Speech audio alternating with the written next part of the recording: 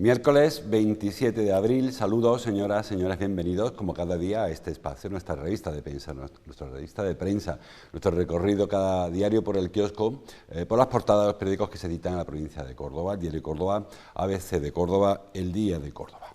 Hoy tenemos bastante variedad en las portadas, en papel, luego también veremos la prensa digital.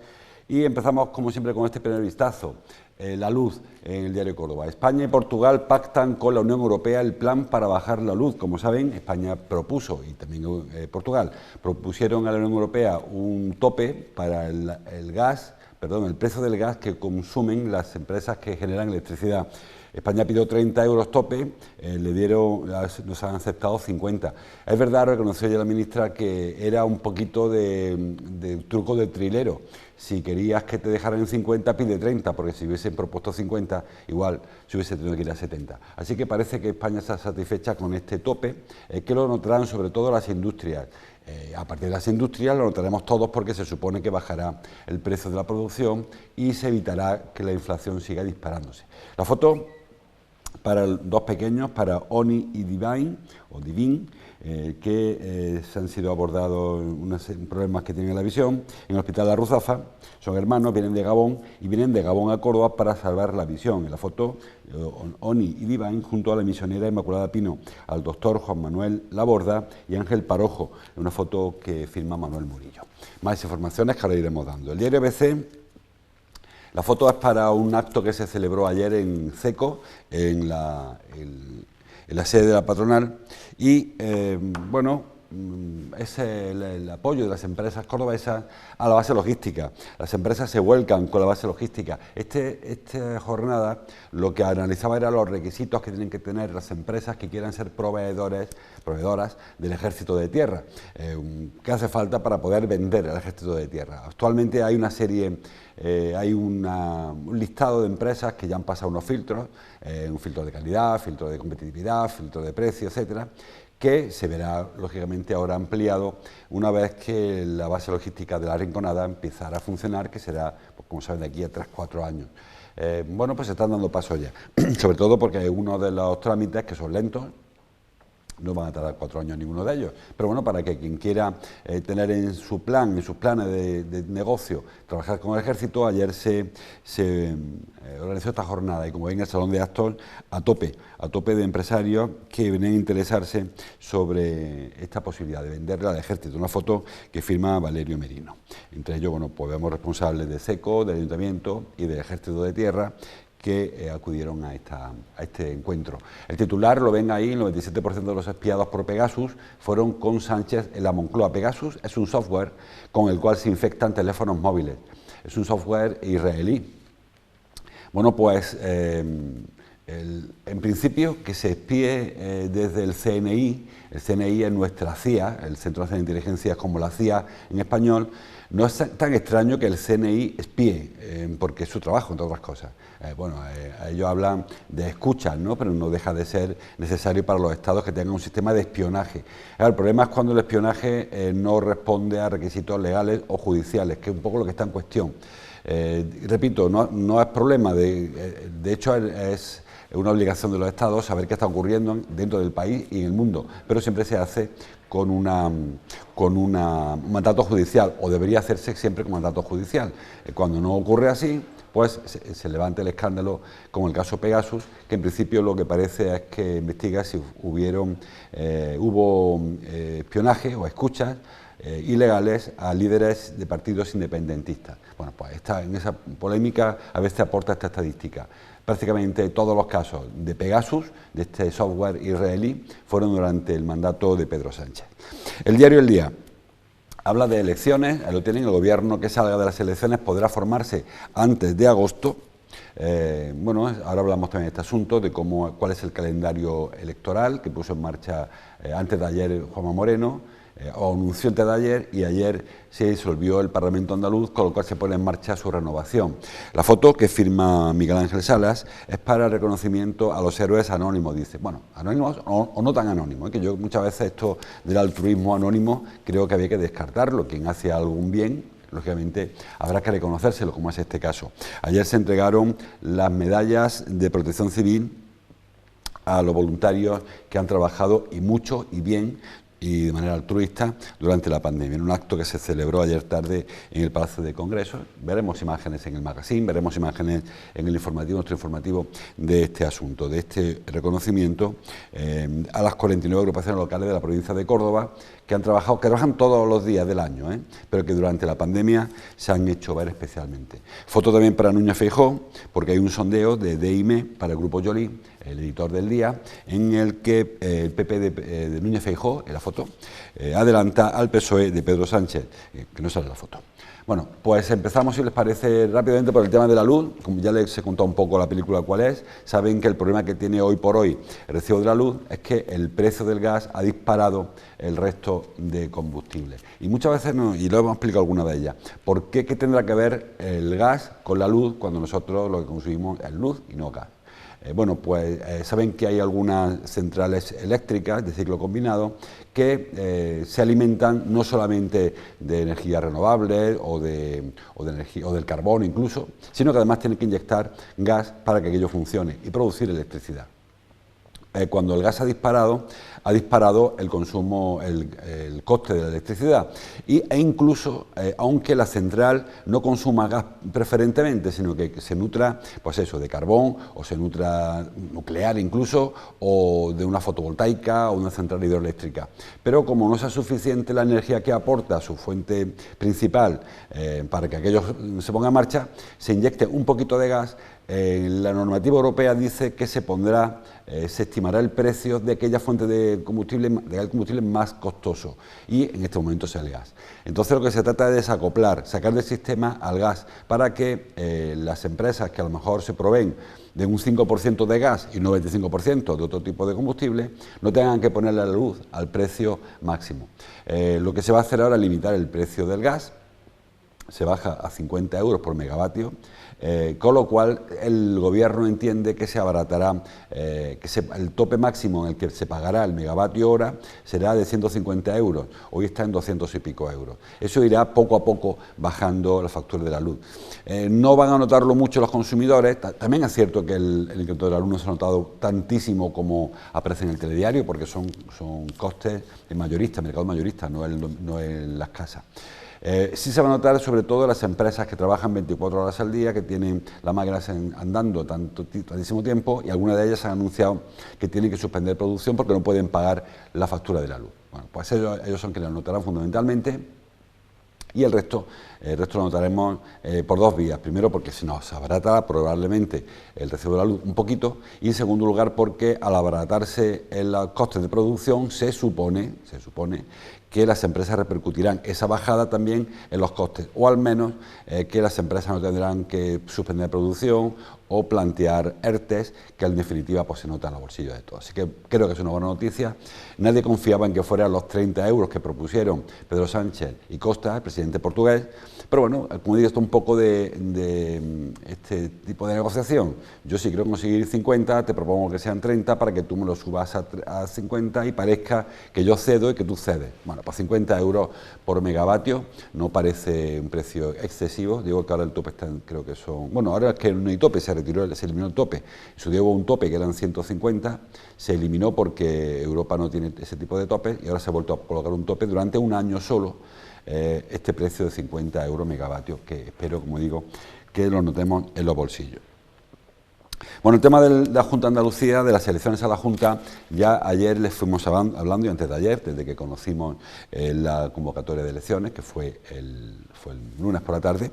Ayer ya sabíamos algún dato y hoy conocemos algo más. El diario El Día plantea el tema de los plazos. Las elecciones comienzan 15 días antes de las urnas, o sea, la campaña empezará el 3 de julio y concluye el día de la votación. Un día antes saben que hay una jornada de reflexión. Antes ya hay precampaña, de hecho ya hoy algún acto convocado por ejemplo por Bellido, como pre-campaña, pero no se puede pedir el voto hasta el día 3 de junio, con N. Una vez que se constituya, que se celebren las elecciones, 19 de junio, hay un plazo máximo, en torno al mes, para que se constituya el Parlamento andaluz. Es decir, a mediados de julio, con L esta vez, ya tendremos Parlamento de Andalucía. Y lógicamente, como señala el diario El Día, si todo le sale bien a quien gane, pues en agosto podrá haber gobierno. Antes de agosto, mucho antes de agosto no, porque, como les digo, creo que es el 15 de julio, cuando concluye el plazo para que se constituya el Parlamento, el nuevo Parlamento. Se elija presidente o presidenta, se constituya la mesa del Parlamento y empiece a funcionar. Y la presidenta o presidente del Parlamento de Andalucía pues llamará, como suele hacerse, a las listas, a los cabezas de lista de los grupos que se formen, para que vayan diciendo a quién van a votar, si tienen algún tipo de plan, si ven viable una investidura. Si no hay mucho lío, pues efectivamente podrá ser en agosto. Las encuestas hoy, no estas que dice El Día en la parte alta, sino las que conocimos sobre las elecciones autonómicas, hablan de que el PP ganará sobradamente las elecciones, le sacará incluso 10, 12 diputados de diferencia al PSOE, pero no sumará en ningún caso mayoría absoluta. Solos necesitarían a un partido. Como Ciudadanos, las encuestas le son muy desfavorables, tenía que elegir entre otro partido que no fuera Ciudadanos, lógicamente. Le quedan dos opciones, el PSOE o Vox. El pacto PSOE-PP parece descartado, nadie lo contempla. Así una opción que tendría el presidente Juanma Moreno, ahora en funciones, para seguirlo siendo, sería pactar con Vox.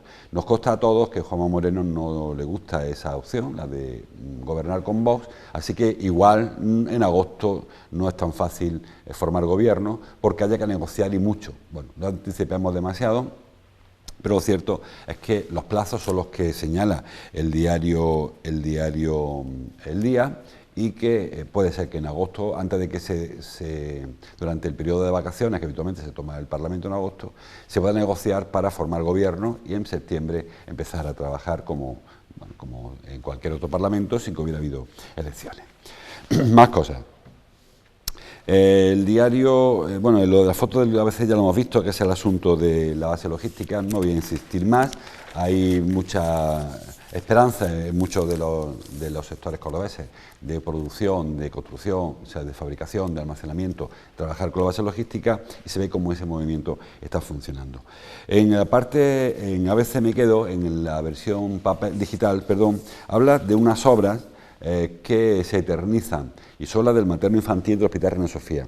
Titula, una información de Baltasar López, las obras del materno infantil de Córdoba suman 21 meses paradas y su nuevo proyecto está en supervisión. Ahí lo tienen. Eso que se ve es lo poquito que se pudo hacer de cuando se pusieron en marcha las obras. Las obras se paralizaron en junio de 2020, hará 2 años, dentro de poquito. En junio hará 2 años desde que la empresa, en julio, perdón, desde que la empresa que estaba construyéndola, que era una UTE, la que estaba, por ejemplo, Jicar, que por cierto, paréntesis pequeñito, Jicar es una empresa de María Dolores Jiménez que ha sido reelegida ahora, ayer o antes de ayer, presidenta de la Asociación de Constructores de Córdoba. Bueno, pues esta UTE, de la que estaba en Jicar, junto a Acciona, un gigante de la construcción, pues decidieron paralizar la obra que están viendo. ¿Por qué la paralizaron? Pues porque el proyecto inicial tenía un presupuesto de 7 millones de euros, 7 millones y pico, 7,8 millones, y encontraron algunos problemas, básicamente, que quien redactó el proyecto inicial no observó que los colectores a los que había que invocar los nuevos colectores eran de distinto calibre, había que añadirles una fase, un trozo más, que eso encarecía considerablemente la obra. Y además porque el hospital pensó que las plantas segunda y tercera, que en principio iban a ser plantas en bruto, no se tenía intención de vestir ni amueblar, sí que se iban a utilizar para instalar allí 70 y tantas nuevas consultas. Claro, entre el tema de los colectores y que la segunda y tercera planta no se iban a utilizar y de pronto se pensó en que sí, pues la obra cambió el presupuesto. La Junta le ofreció, en lugar de los 7 millones y pico, a la empresa, a la Unión Temporal de Empresas, le ofreció incrementar el presupuesto hasta 10 millones, la empresa dijo que no era suficiente y se paralizó. Repito, eso fue en julio del 2020. La obra sigue como la están viendo, que esto está, como ven, delante del hospital materno. Lo que se va a hacer son obras para las consultas externas, es decir, sacar del materno infantil de ahora la parte de consultas externas, poner más cerca, por cierto, de la carretera, y liberar espacio dentro del hospital, del materno infantil del hospital. Es una obra necesaria, muy necesaria, porque el hospital, como saben, este macro hospital que tenemos en Córdoba, está muy saturado. En la foto que estamos viendo en el diario ABC, vemos el antiguo hospital, el primitivo, al fondo de la derecha, al fondo de la izquierda, el nuevo edificio de consultas externas que liberó el Hospital General para sacar de ahí las externas, y ahora la intención es construir este nuevo hospital, este nuevo edificio de consultas externas, para también aliviar el peso, la carga de trabajo, la carga de ocupación del materno infantil. 21 meses, y lo que es peor es que el proyecto está en supervisión. ¿Qué significa eso? Pues que hay una oficina de supervisión que tiene que elaborar un trabajo técnico sobre si el proyecto cumple o no los requisitos, porque hubo que hacer un nuevo proyecto. Saben que una fase de la obra pública, la primera parte es redactar el proyecto, que lo hace una empresa habitualmente por concurso público, y luego se contrata a una constructora que lleva a cabo el proyecto técnico, que no tiene por qué ser el mismo que lo haga. Hay ocasiones que la misma constructora hace el proyecto técnico, o se concursa para redactar el proyecto y luego lo ejecuta. En este caso el proyecto está ejecutado ya, está redactado ya, pero está en fase de supervisión y, por lo que se ve, es muy lento. En enero ya estaba, estamos en abril, finales de abril, en enero ya tenía este departamento, la oficina de supervisión, ya tenía el trabajo, pero se ve que tiene mucho trabajo que hacer, o que el proyecto es mucho más complejo de lo que pensamos nosotros y está tardando mucho en aprobarlo. Cuando se apruebe es cuando se sacará la licitación la continuidad de las obras, que como mínimo serán 2 años más. No se sabe cuánto va a durar, no se sabe cuánto va a costar. En la última estimación se habla de 18 millones, empezamos por 7, si recuerdan. Eran 7 millones la primera obra, ya parece que no va a bajar de 18 millones, pero en fin, no corramos tanto. La idea es que esta obra se acelere lo antes posible. Jesús Aguirre, consejero cordobés de Salud y Familia, presumió en su día de haber puesto en marcha este proyecto que ya ha paralizado mucho tiempo, y le duró un poquito la alegría porque fue iniciarse la obra y al muy poco tiempo se paralizó. Hoy el diario Córdoba habla en páginas interiores de las tareas pendientes de la Junta de Andalucía. Dijo Juanma Moreno cuando anunció la convocatoria de elecciones, dijo que estaba casi todo el trabajo que había comprometido estaba realizado y, por lo tanto, se podía dar por finalizada la legislatura. El trabajo legislativo es cierto que prácticamente entero ha quedado perfilar alguna cosa, el tema de la lista, esa ley, nueva ley de urbanismo, pero el calendario legislativo, es decir, los proyectos de ley que pretende aprobar en la Cámara, si no todos, casi todos, faltó la economía circular, que estaba muy atrancado, y alguna otra cosa más, pero lo básico se aprobó.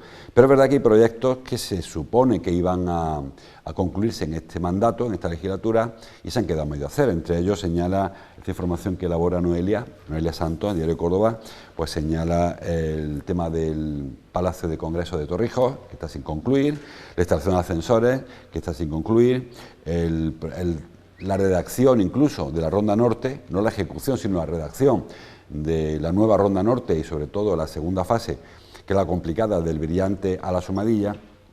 Señala también el Hospital de Palma del Río, señala la ley lista que comentaba antes, es decir, que no todo evidentemente se ha concluido, ningún gobierno concluye todo lo que propone, lo que promete que va a hacer, pero en este caso hay que reconocer que sí que ha cundido la parte legislativa sobre todo.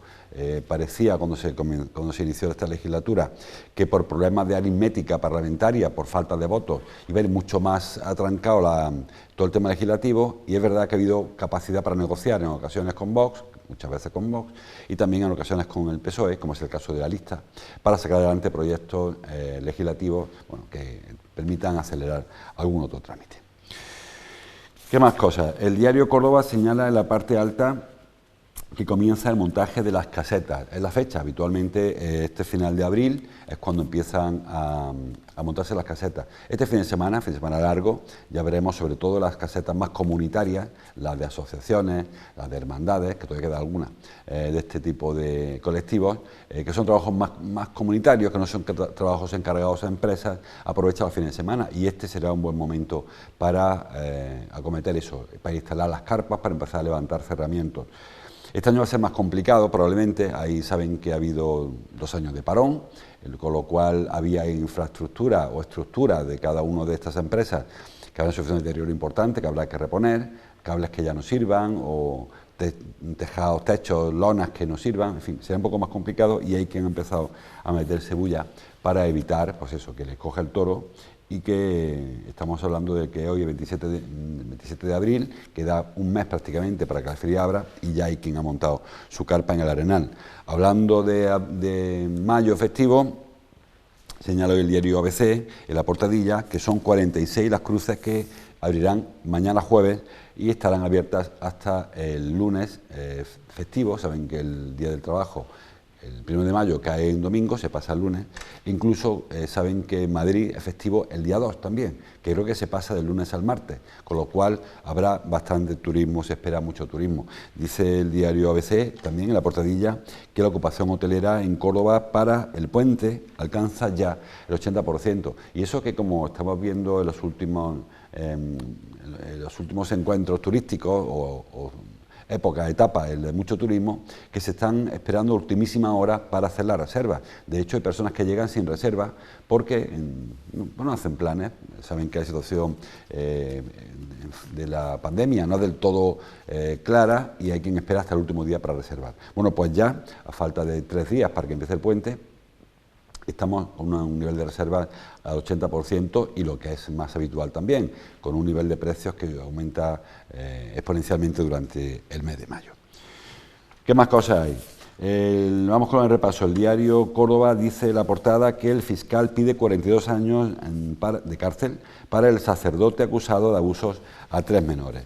Es un episodio muy desagradable, muy truculento, en el que se ven envueltos 3 niños, porque son niños de menos de 15 años, que mantuvieron relaciones sexuales con un sacerdote, un párroco, una localidad, supongo de la subbética, aunque no se sabe cuál es, pero bueno, este caso lo fue instruido en Lucena, el juzgado de instrucción de Lucena, y ahora está en la audiencia provincial. El fiscal pide 10 años de prisión por cada uno de los delitos de abuso sexual, 3 delitos, y 5 años creo que son por cada uno de los delitos de prostitución y de algún otro asunto igual de truculento, como les digo. A ver si lo encuentro por ahí. Este no es, por eso no lo encuentro. Es un asunto, como le digo, que está este sacerdote implicado. Es un caso antiguo del año 2018 que ahora se está viendo. Son delitos de prostitución, explotación sexual y captación de menores. Hasta el punto de que este sacerdote pues le regalaba a los niños, y repito, niños de 15 años, menores de 16 años, dice la información, regalaba pues, de teléfonos móviles, zapatillas, ropa, a cambio de relaciones sexuales. Fue tal la dependencia que obtuvo este hombre, este tipo, que al final pues eran los propios menores los que acudían al cura cuando querían algún tipo de regalo, incluso dinero, para que a cambio de relaciones sexuales. Bueno, pues son 10 años de prisión por cada uno de estos 3 delitos de abuso sexual y 4 años de prisión por cada uno de los delitos de prostitución. Y además de un periodo amplio de 10 años de libertad vigilada y además orden de alejamiento, incomunicación con las víctimas, etcétera, etcétera. Como le digo, es un caso muy desagradable, que demuestra la catadura moral de este individuo, que además aprovechaba su circunstancia, su calidad de sacerdote, para acercarse a las víctimas, porque los 3 menores que han denunciado este asunto eran en el entorno de la parroquia, que repito, no sé de qué localidad, o al menos no lo podemos comentar, ¿no? Es la localidad de la que se produce este episodio.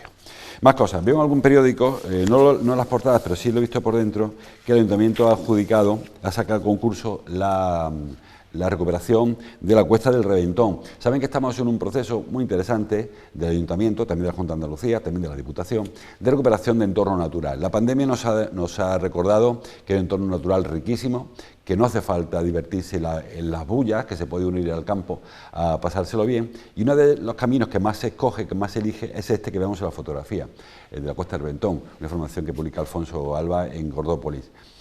Bueno, se tardará 4 meses. Este es el aspecto que presenta el firme de la Cuesta del Reventón en prácticamente toda su extensión. No es que sea que hayan ido a coger la foto donde es más difícil pasar. Hay zonas peores que estas para pasar, con cárcavas tremendas, con mucha piedra suelta, con chino, con grava, que dificulta muchísimo el acceso, desde el Patriarca hasta las ermitas, como saben, que la Cuesta del Reventón. Eso forma parte, la Cuesta del Reventón forma parte del Cinturón Verde, que se inicia el camino de Medina Zahara y termina en Rabanales, que incluye parte del camino, como vimos ya ayer, el Parque de Levante. Más que incluirlo, está en el entorno del Cinturón Verde, igual que el Parque del Patriarca, está en el origen del camino, el origen urbano del camino. El de Levante es un poco el final del camino por la zona oriental de la ciudad.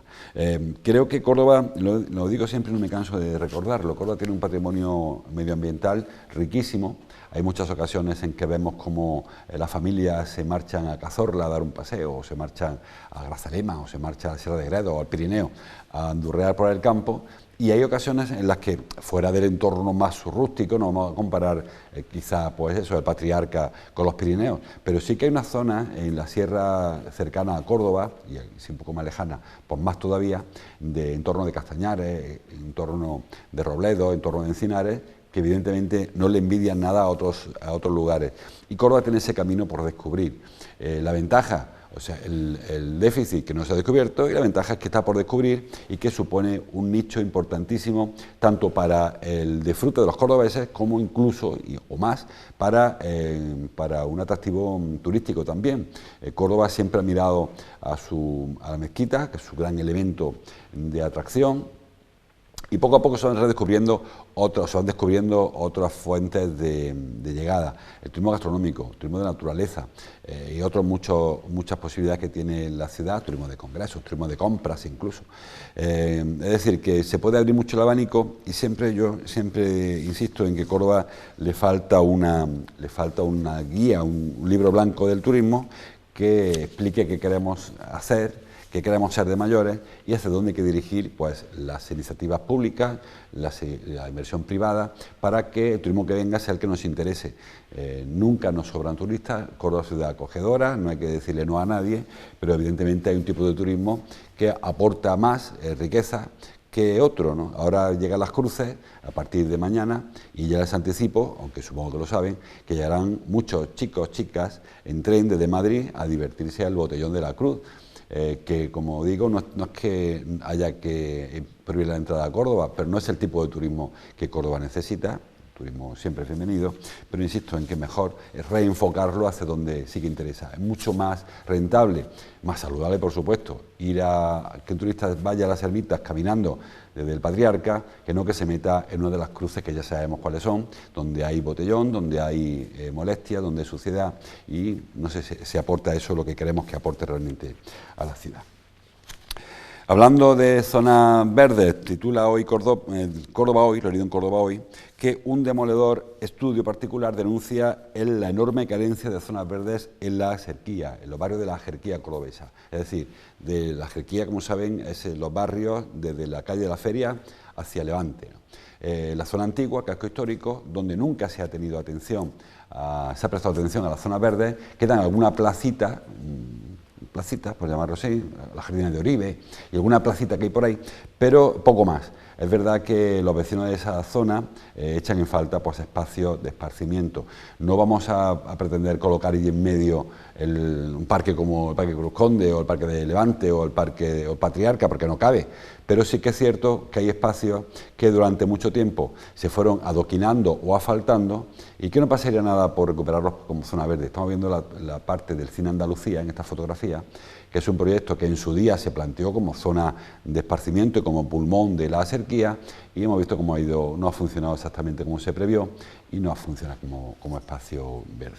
El informe privado que dice el diario Córdoba Hoy que se ha elaborado lo ha hecho el AMPA, la Asociación de Madres y Padres del Colegio López Diegues, en San Andrés, y bueno, el diagnóstico es el que decimos: no hay zonas verdes, no hay parques infantiles, o si los hay, son poquitos, alejados y mal cuidados. Y hay zonas, si ustedes se fijan, y quizás le pongo esa tarea, en el Google Maps, miren la parte en la que se ve con fotos, y verán que hay muchísimos espacios verdes en la ciudad, antiguos conventos o zonas conventuales. El convento de Santa Cruz, en Santiago, o hablamos de Oribe, otro convento también, o la zona de las Capuchinas, donde hay muchos espacios, donde hay zona verde, que no está a disposición de todos los vecinos, por supuesto, que están abandonados porque tampoco ya hay esa hermandad, muchos son de monjas, ¿no?, de religiosos. Ya no hay esas comunidades religiosas tan amplias y son espacios que están prácticamente abandonados. No sería mala idea ir recuperando eso para la ciudad, porque los barrios de la jerarquía, los de la jerarquía cordobesa, necesitan ese tipo de espacios. Bueno, se nos va la hora, hay más información como siempre. Me quedo para terminar con la foto del diario El Día. Ayer se celebró este acto de reconocimiento de la Junta de Andalucía a las 49 agrupaciones locales de la provincia de Protección Civil. Sabe que se llama agrupación de voluntarios de Protección Civil, porque son voluntarios, y bueno, pues hay que agradecerles su disposición, no solamente, como digo, en el momento de la pandemia, que sí que efectivamente tuvieron un trabajo espectacular, que no nos cansaremos de agradecer, sino en el día a día. Saben que Protección Civil colabora pues desde las fiestas populares, las cabalgatas o las cruces de mayo, colabora en las carreras populares, colabora siempre que hay una concentración urbana, incluso cuando se prevé alguna complicación de una riada o de una situación de riesgo. Así que hay que aplaudirles, hay que agradecerles su trabajo, y en este caso un reconocimiento nunca viene mal, y dejar de que abandonar ese anonimato, que como yo siempre digo, las cosas que se hacen bien hay que agradecérselas a quien lo hace bien. Eso del héroe anónimo me parece que hay que descartarlo y ponerle cara, ponerle el mérito a quien lo tiene. Más información, como siempre, el resto en los periódicos, en la radio, en las televisiones. Les invito como cada día a que profundicen en ella y que sigan informándose, que hay que informarse. Mañana seguimos. Hasta entonces, como siempre, gracias por su atención.